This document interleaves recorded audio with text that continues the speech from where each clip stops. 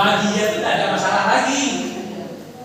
Seperti awal sudah dia pikirkan, setiap hari itu Pak Zul pasti ada sesuatu terlambat datangnya Pak Zul. Itu udah alamiah. Apakah saya masalahkan hal itu? Gak usah, Pak Zul rugi saya.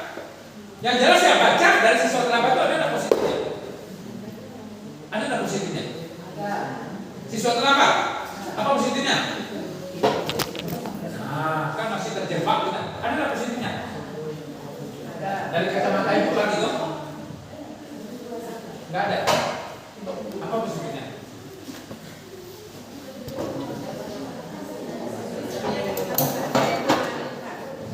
Nah, ayo. Sekarang, kenapa saya tayangkan ini? Karena itu penting sekali. Apapun yang ibu buat nanti itu tergantung dari kacamata. Kalau ibu udah menemukan negatif positifnya, maka yang keluar negatif. Oke, kira-kira yang ibu katakan sama anak itu apa? Memberi nasihat, berarti di mata ibu anak itu sakit gitu.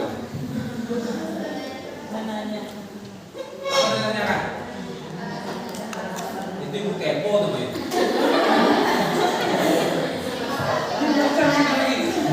Itu makanya mulai dari mindset dulu. Ada nggak positif sesuatu lawan itu? Apa positifnya? Berusaha. Sudah datang kan dan mau dia belajar. Alhamdulillah. Perlu nggak ditanya kenapa terlambat dulu? Nggak usah tanya hari ini. Ya itu makanya mulai hari ini untuk memulai anak itu hebat di literasi. Siapa literasi kuncinya udah kita dapati tadi. Di mana kuncinya? Di sini dulu atau di sini dulu? Dari bahasan kita tadi, ternyata anak hebat besok itu diawali dari oke. Ada cerita otak di sini nih. Coba. Ada nggak cerita otak di sini? Enggak. Nomor 3, setelah kita hadir untuk anak, kemudian kita diagnosa. Yang ketiga, kita harus punya kacamata positif dulu. Positif tinggi kata ibu. Ya itu dia.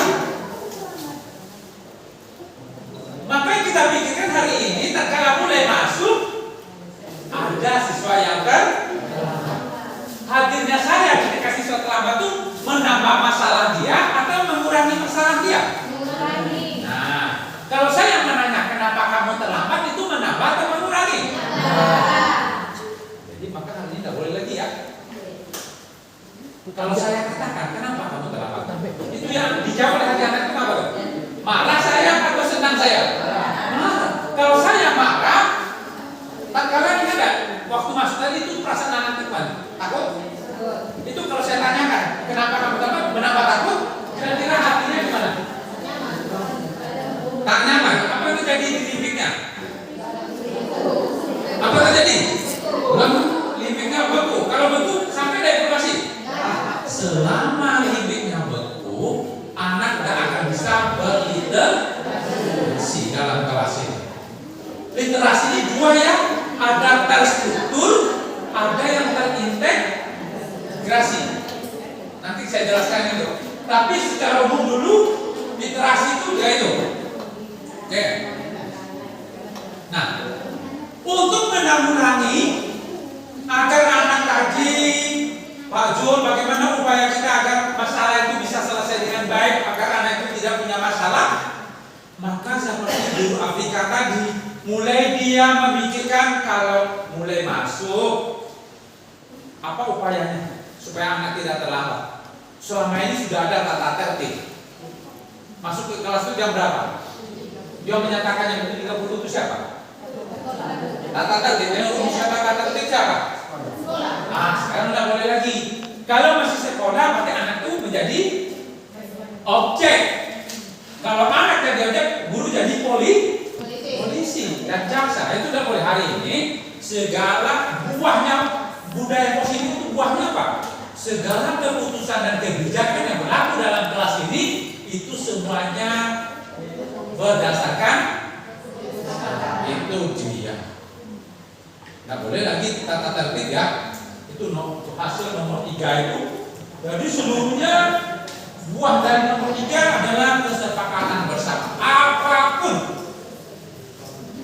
Maka kenapa tadi masih dilaporkan SMK 1 Bangkinang masih memungut biaya maju? Kenapa itu? Literasi. Sebenarnya lazim boleh saja, hanya tinggal di masalah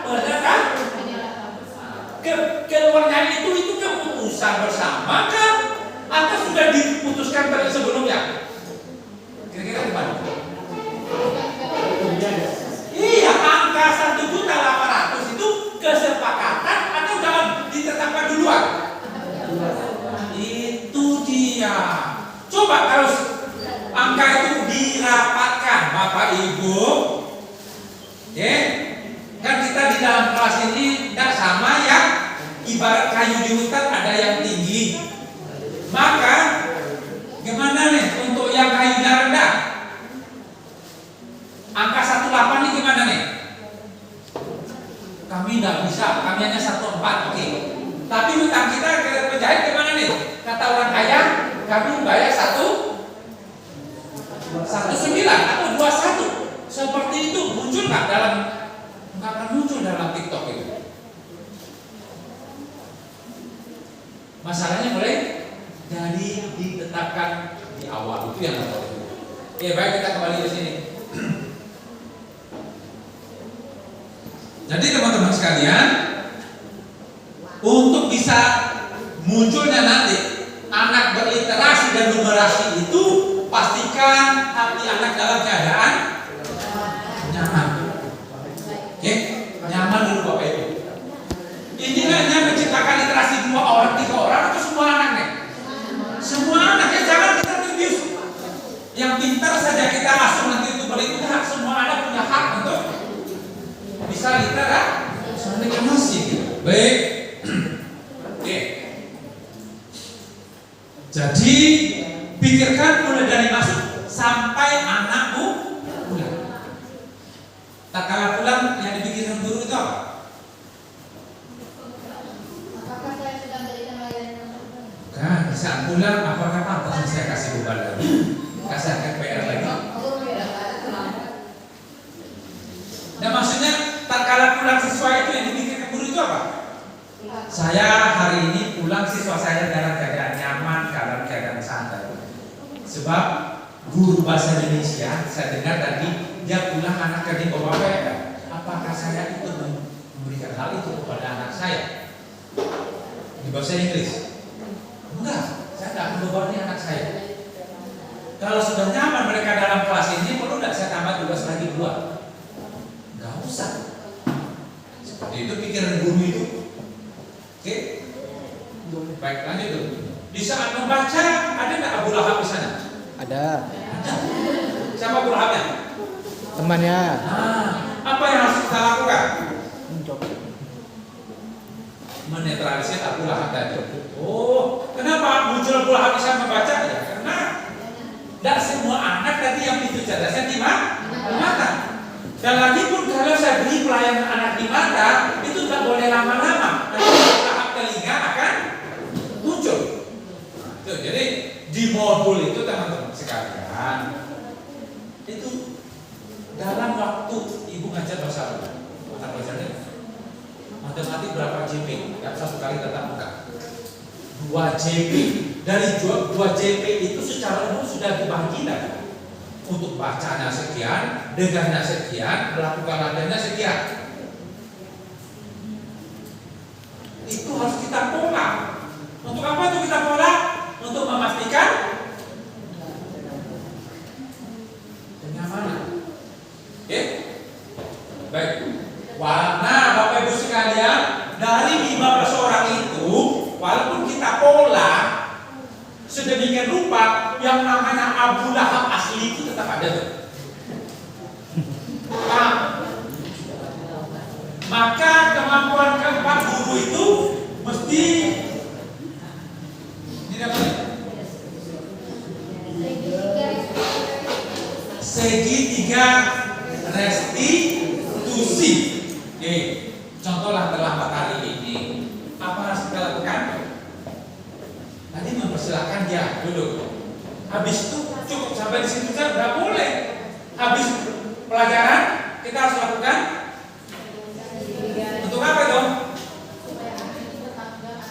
Untuk mengkonfirmasi saja. Ya, yang kedua untuk apa? Memastikan konsekuensi berjalan. Konsekuensi kesepakatan, kalau kesepakatan itu buahnya sampingan ada konsekuensi. Kalau tata tertib buku sanksi ya, tata tertib sanksi. Kalau kesepakatan konsekuensi. Jadi segitiga restitusi itu memastikan pertama konfirmasi, yang kedua memastikan berjalannya konsekuensi. Itu dia ya, pastikan itu. Nah, kembali yang nomor merah. Ada pertanyaan dari sini? Ada pertanyaan nih? Ada. Apa tuh maksud segitiga itu? 3 hal yang mesti kita lakukan di dalam konfirmasi. Guru BK ada paham nggak? Apa segitiga restitusi itu? Ini, jadi dalam membantu anak memecahkan masalah yang dia hadapi, semua guru tanpa kecuali, ya, bukan guru BK saja, semua guru. Sebab Allah akan berikan itu semua kepada kita. Jangan kita mengatakan, kamu nanti saya laporkan. Jangan, nggak ada lagi ya. Siapapun yang menemukan masalah dengan anak, jangan lagi pakai kata lapor. Langsung ditindak. Maka kita punya kemampuan namanya kompetensi segitiga restitusi. Nah, apa itu Pak Jod? Yang pertama, upayakan anak itu dengan jujur dia menceritakan. Nah, maka kita lakukan dulu penetralisir. Contoh begini, apa kasus di SMP 3 yang lazim? Anak terlambat, oke, apa lagi? Merokok. Nah, pertama dulu, anak merokok itu apa yang kita katakan sama dia? Ini udah duduk nih, udah dipanggil. Apa yang kita katakan sama dia?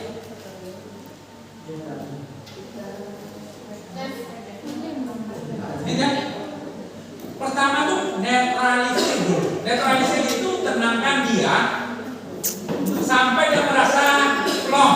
Apa kabar nak?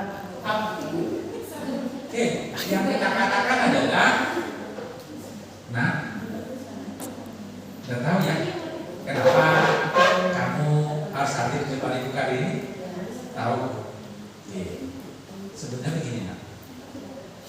Sebenarnya tidak ada aja. Tidak kamu saja nak ya kasus seperti ini. Nah, dakwaan seorang jadi nak yang pernah jadi kok. Nah, itu mengapa guru? Itu namanya menetralisir. Nah, yang kedua, latarnya. Nah, kalau beliau itu tahu, musik dong mau jangan katakan apa ya, tapi apa yang memungkinkan, apa yang menyebabkan Anda ceritakan kepada ibu musik dengan kamu. Nah, itu apa tuh? Hadirlah sepenuh hati terhadap anak yang kita proses tadi. Jangan menjustifikasi dulu. Tak ada kata justice itu, hadir kita di depan dia jadi pendengar yang aktif buat mereka. Yang ketiga, terakhir, apa harus kita lakukan? Bantu dia mencarikan solusi. Jangan mengasih solusi. Tidak boleh guru mengasih solusi. Contoh, anak terlambat. Apa solusinya? Itu konsekuen. Apa konsekuensinya? Nyiram bunga bu. Baik. Ibu hanya ingatkan aja ya. Ibu hanya mengingatkan saja. Oke? Selesai. Kemudian untuk merubah dia, bantu dia. Kalau boleh ibu tahu tadi bangun paginya jam berapa? Tidurnya jam berapa? Nah, oke, kalau demikian rupanya Anda kalau tidur jam 11 bangunnya jam 6.30 tadi ya. Supaya Anda tidak terlambat bangunnya jam berapa mestinya nanti? tidurnya tuh. Nah, jam 5. Nah, tadi kalau jam 11 Anda tidur, jam 6.30 Anda bangun. Kalau Anda diharapkan bangun jam 5, berarti Anda tidur jam berapa? Nah, itu namanya PPB. Pola pikir bertuk. Biar dia yang berpikir. Jangan dikasih tunjuk. Copet lolos, enggak usah. Enggak usah. Kita tidak mendewasakan ya. Berikan dia waktu berpikir. Kalau jam 11 nak kamu tidur, Anda bangun jam 6.30. Kalau Anda mau bangun jam 5 agar tidak terlambat, mestinya Anda tidur jam.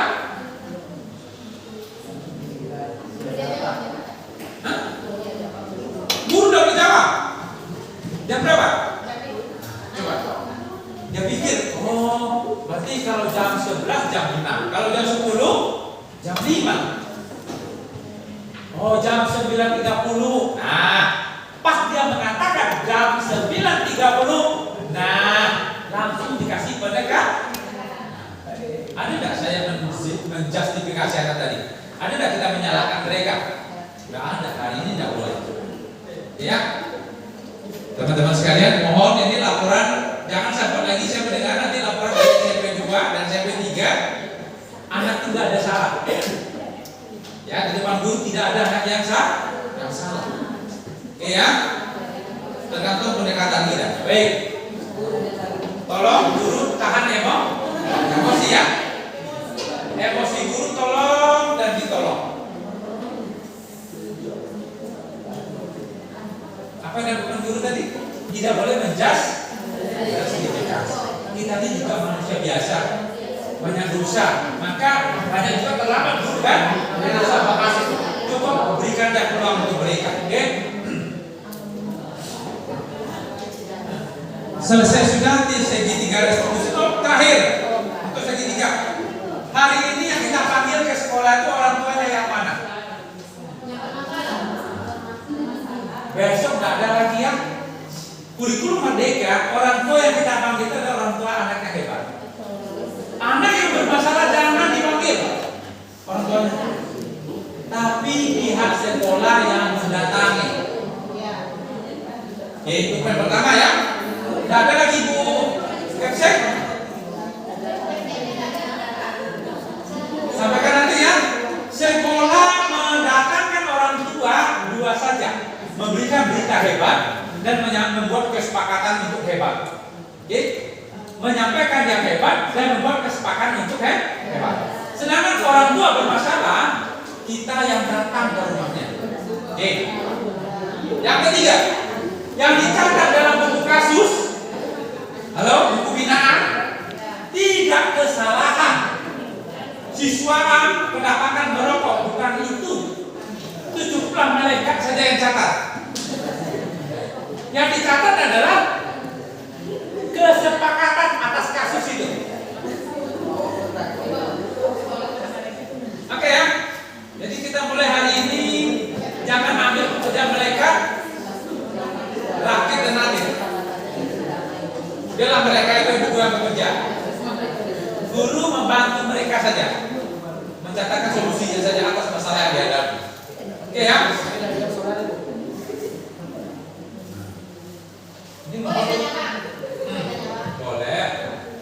Ini kalau kita buat seperti ini katanya sekolah kita bukan sekolah abal-abal Bu katanya. Sekolah ini kan harus pakai peraturan ini, harus jalan peraturan ini, begini-begini tata terima seperti ini. Kalau nggak saya sekolah kita abal-abal. Gimana itu? Siapa yang bilang itu? Ada apa? Saya kalau mudah saja yang jelas hari ini implementasi kurikulum Merdeka di dalam perspektif menghadapi anak bermasalah seperti itu yang dilakukan. Kita sangat-sangat menjaga. Kita tidak penjara, tidak kantor jaksa, tapi ada kita lembaga yang memberdayakan. Maka kalau ada anak bermasalah, yang kita katakan dengan ya Tuhan, Engkau jadikan anak ini bermasalah untuk ujian buat diri. Itu dia katakan. Ibu BK ya.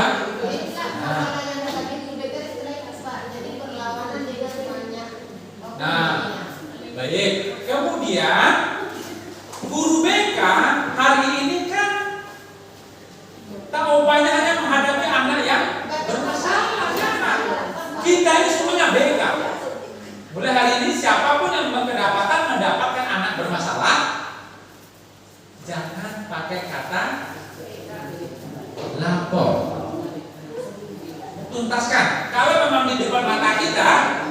menjelaskan hal itu. Maka sebelum itu tahun ajaran baru ini bikin dua dulu, kesepakatan sekolah dan kesepakatan ke kelas. Bikin itu dulu. Hal apa yang dibahas dalam kesepakatan kelas itu?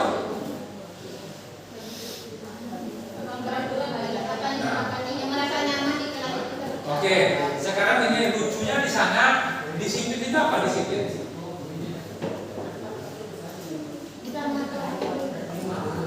Apa disiplin? Sesuatu sesuai dengan tempatnya. Kan itu deh. Ayo, siapa bisa makna disiplin itu apa?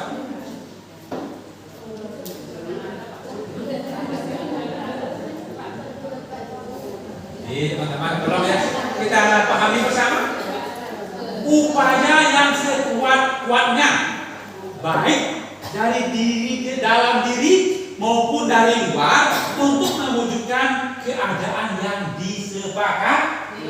Lihat, bukan ada kata peraturan tadi? Enggak lagi. Itu maknanya. Nah, ada disiplin positif. Nah, yang ingat keluarnya upaya yang semaksimal mungkin itu untuk menyesuaikan dengan keadaan yang telah disepakati berasal dari diri sendiri. Itu maknanya disiplin positif.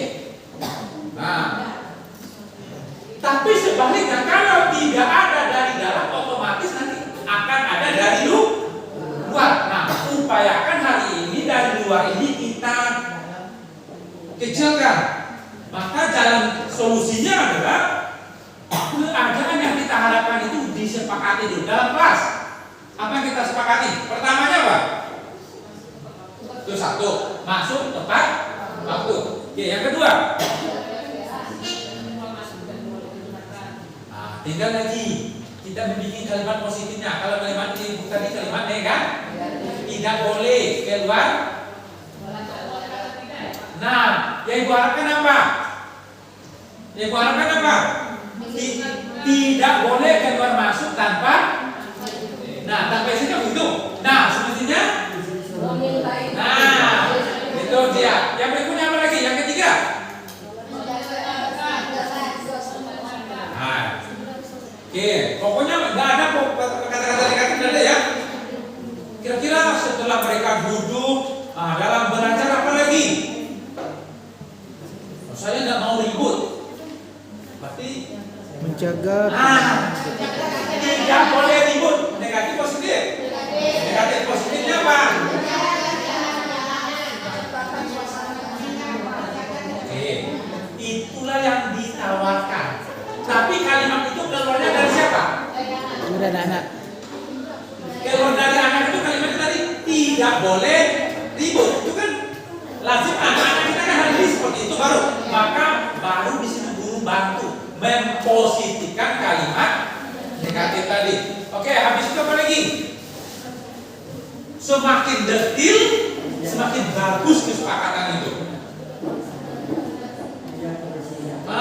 Kebersihan bagaimana nak? Tidak boleh buang sampah sembarangan. Positifnya apa?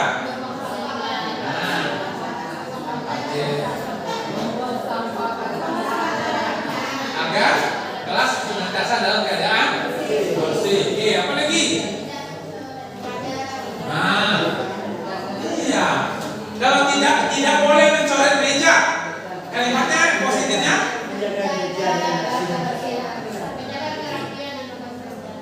Selalu mengupayakan meja dalam keadaan bersih tanpa ada. Nah, gitu kalimatnya. Oke, kemudian ada cukup? Enggak. Konsekuensi kan belum lagi. Kemudian, kalau ada nanti terlambat gimana? Tawarkan lagi. Apa yang harus mereka lakukan? Kalau kedapatan nanti yang mematakan kan?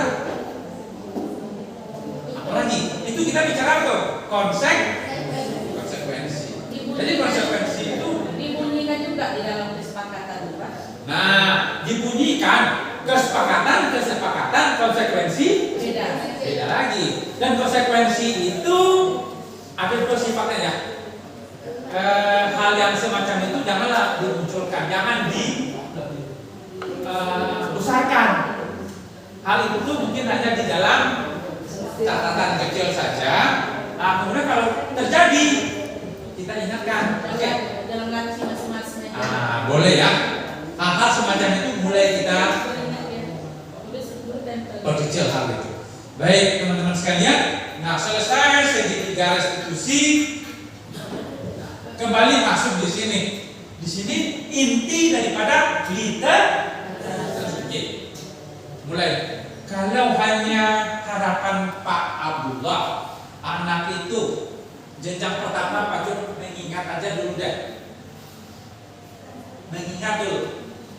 Kira-kira apa yang Pak Abdul berikan pelayanan pembelajaran? Oke, jawabannya adalah kan begini. Kalau hanya sekedar mengingat buah dari literasi itu, ya kan kita kaji nih buah literasi yang paling rendah apa tuh? Mengingat. Nah, kalau mengingat itu, apa tuh ceritanya?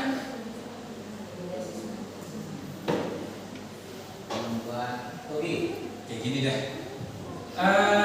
Tatkala kita jumpa di Bangkinang, kenapa Pak Abdullah yakin kepada saya ini Pak Zulkifli?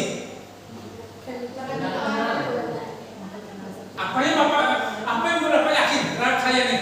Sehingga saya Pak Zulkifli itu, walaupun pada belakang betul. Apa tuh? Nah, yang kedua berarti kan ada bilang, ada berbilang, oke, ada tanda dan berarti tugas Bapak untuk mengantar anak itu bisa sampai mengingat aja. Kira-kira apa yang Bapak suguhkan pelayanan? Jawaban saya pertama Pak Jul, untuk anak yang itu kecerdasan matanya, pelayanan saya adalah jangan menjawab satu-satu. Untuk anak yang pintu cerdasnya di mata, pasti saya akan berikan buku bacaan yang mengandung materi tentang tanda-tanda. Yang telinga Pak Jul, saya akan berikan pelayanan berbentuk suara. Yang kinestetik, saya akan berikan pelayanan kepada anak untuk mereka menunjukkan itu ke depan. Oke? Itu baru satu diferent untuk mengingat. Oke, lanjut lagi yang lebih tinggi lagi. Untuk anak tadi bisa memiliki kemampuan interpretasi. Apa interpretasi itu?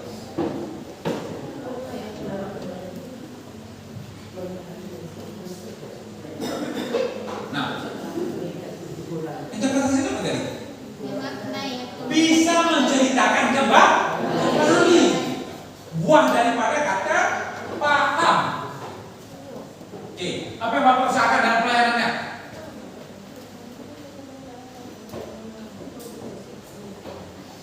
Kalau ngambil keputusan apa tadi? Interpretasi atau perspektif? Menurut kacamata saya,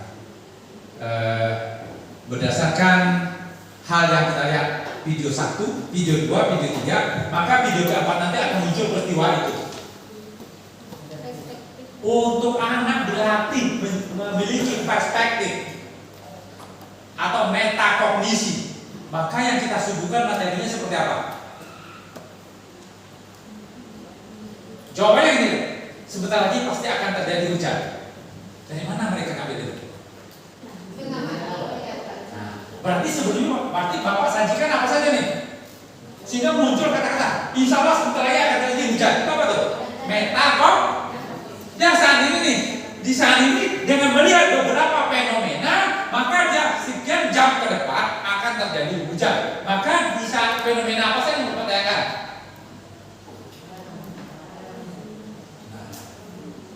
Wah, berbentuk gambar untuk siapa tuh? Siswa. Dua, ngaktir. Radio. Gitu deh. Kemudian nampak kayu yang bergoyang, angin kencang, awan yang gelap.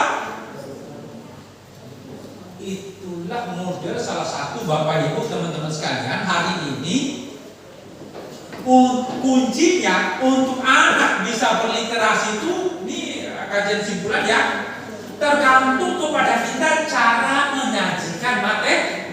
Itu pertama. Yang kedua, menentukan sumber belajar. Selama kita hanya terfokus kepada biasanya seperti ini, nggak bisa.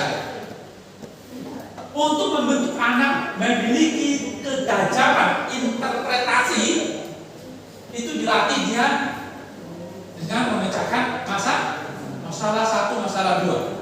Oke. Seperti cerita yang saya sampaikan dulu, hari ini dia pacaran, pas azan dia tak bawa singgah cewek tadi ke masjid. Kira-kira besok jadi suami apa terjadi?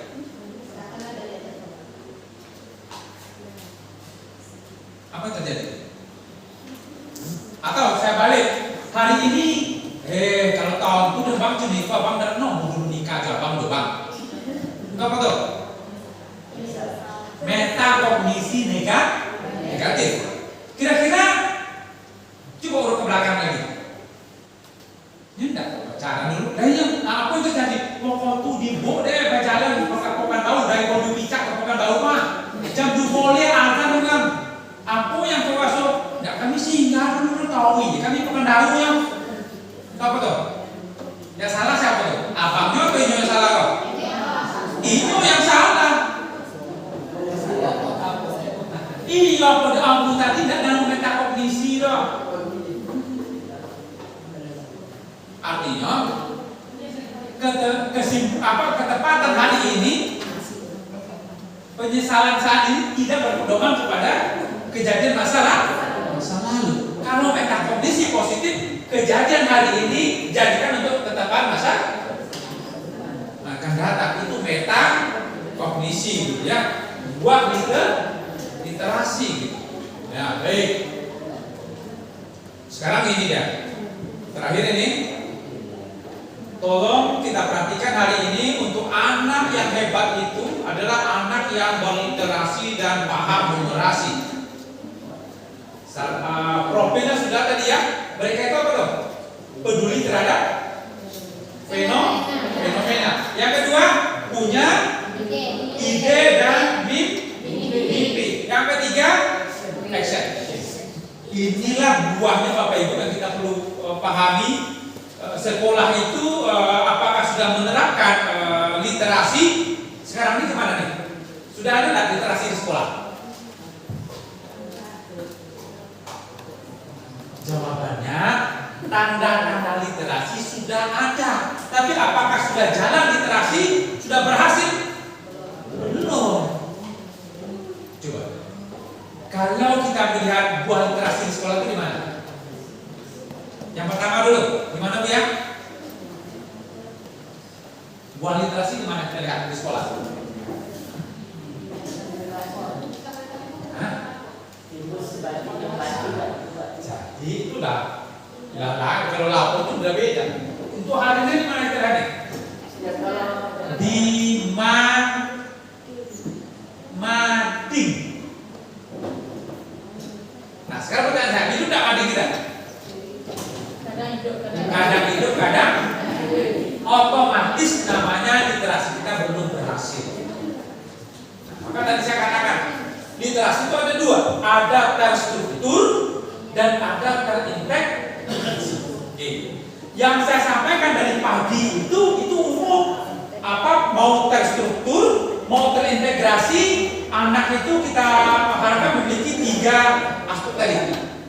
Peduli, ide dan mimpi, kemudian action. Kalau di dalam bahasa Indonesia, mana yang mimpi, mana yang action, mana yang peduli? Kalau peduli itu berarti yang kita ajukan apa tuh? Untuk menumbuhkan rasa peduli. Berarti yang kita ajukan dalam pembelajaran adalah fenomena. Nah, untuk bahasa Indonesia, elemen apa kita mau? Mana bahasa Indonesia? Baca. Membaca. Maka yang dibacanya itu apa? Fenomena. Hah? Fenomena. Nah, itu dia. Sebab kita nak merangsang mereka punya kepedulian. Buah peduli nanti adalah ide. Buah ide adalah mimpi. Buah mimpi adalah action. Nah, gitu. Sekarang apa kendala kita di bahasa Indonesia? Bikin karangan, bikin cerita, bikin novel, itu buahnya tuh. Nah, lancar enggak? Kalau dibawa ke pembelajaran apa Pak gimana Pak? Baik. Menimbulkan fenomena. Nah, itu tadi. Besok itu masuk nggak? Masuk. Masuk. Kelas 9. Kelas berapa saja? Umpamanya kami membahas tentang negara-negara di dunia. Nah, negara-negara di dunia. Mau tentu saya tanya dulu, TP-nya besok apa? Siswa mampu menyebutkan pembagian kawasan di benua Asia umpamanya. Oh berarti utang saya besok hanya sampai pada Anda bisa menyebutkan Pembagian kawasan di benua Asia misalnya. Fenomenanya di mana tuh Pak? Nah tunggu dulu. Nah kita pas dulu C-nya enggak? Oke. Fenomenanya gimana Pak Jun? Apa dasarnya pembagian kawasan tadi? Kawasan apa saja? Yang Ibu pikirkan kawasan apa? Yang membagi benua Asia itu atas kawasannya, umpamanya Asia Tenggara, Asia Nah, Timur. ada Asia Tenggara, Ada Asia Timur. ada Asia Timur, Asia Barat, Asia Barat. Itu jawabannya kira-kira kenapa nih disebut dengan Asia Tenggara? Ini kenapa Asia Timur? Ini kenapa Asia Barat? Apa? Nah, itu kan pelajarannya pelajaran tingkat nomor 1 apa tadi? Kan mengingat baru ya. Mengingat baru. Nah, sudah ada fenomena di sana itu. Nah, ada fenomena itu. Coba udah klop aja. Indonesia di mana? Asia Tenggara. Arab Saudi? Asia Barat. Jepang? Asia Timur. Sudah. Ada fenomenanya kan? Kenapa timur itu ya? Karena dia paling ya udah. Nah, berarti level 1. Kalau masih ibu di level 1 tidak akan muncul fenomena. Kalau di level 1 itu senantiasa terus ada, maka anak tidak akan pernah berinteraksi dengan baik. Nah, gimana? Ibu hari ini harus berupaya menaikkan levelnya. Menaikkan level di atas mengingat apa lagi tadi? Memahami. Oke. Nah, di tingkat memahami baru bisa mulai muncul fenomena tadi. Oke. Memunculkan fenomenanya lagi Pak, dan naik level gitu. Fenomena itu adalah mulai kita kaji Indonesia dulu. Apa fenomena Indonesia ini? Banjir, sampah. Ya, kita dulu. Yang dikatakan fenomena itu apa sih? Fenomena itu apa? Apa itu fenomena? Peristiwa yang terjadi saat ini yang berkaitan dengan si ada. Sekarang kalau fenomena seminggu lalu apa kira-kira terjadi?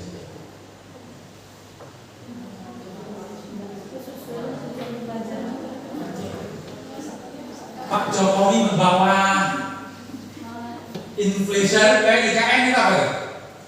Maksud nggak fenomena?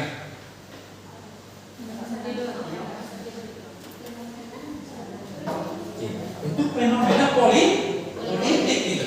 Kalau fenomena alam,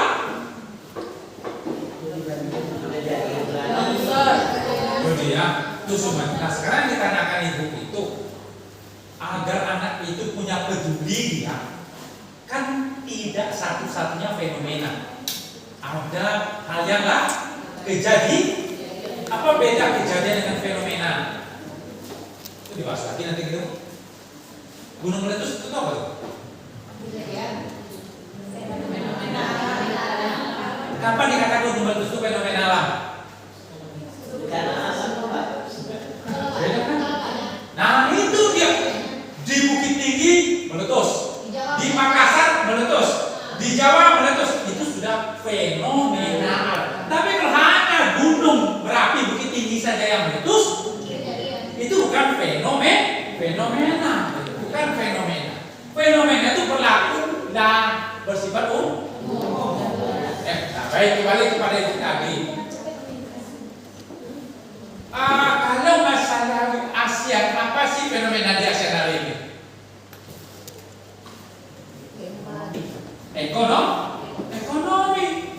Berarti fokusnya adalah ekonomi. Fenomenanya adalah membandingkan keadaan ekonomi Indonesia, ekonomi Jepang. kalau Jepang itu lah begini, itu Indonesia Timur, Indonesia Tenggara aja dulu. Malaysia, Singapura. Malaysia, Indonesia. Singapura.